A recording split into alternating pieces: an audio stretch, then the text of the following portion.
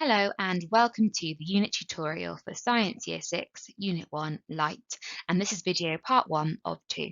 My name is Megan Latchford and I'm a design lead at Art Curriculum Plus for primary science, history and geography.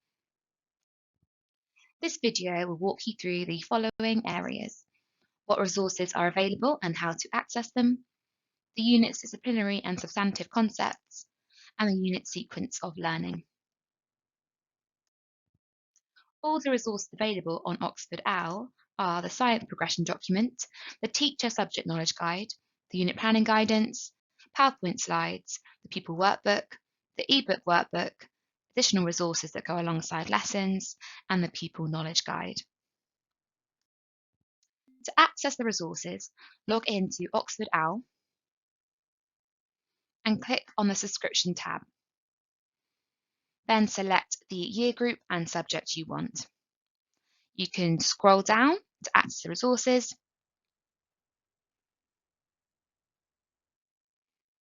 and select the drop-down tab for the year group you want. And here you can find all the resources for the entire Year 6, or scroll back up and select Unit 1, and here you will find all the resources you need to teach Unit 1.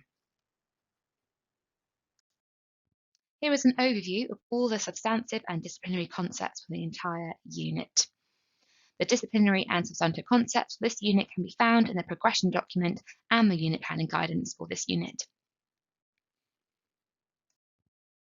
Here we have the prior learning that links to this Year 6 unit, and you can find more detailed information of this in the unit planning guidance or the progression document. This is a lesson sequence for the unit. There are 6 lessons in this unit, which are approximately 2 hours each. Each lesson question drives the learning for that lesson. Pupils should be able to answer the lesson question based on their new learning at the end of the lesson. To support this new learning, at the start of each lesson, pupils complete a knowledge quiz based entirely on the previous lesson's learning. This also allows opportunities for teachers to check for understanding and address any misconceptions.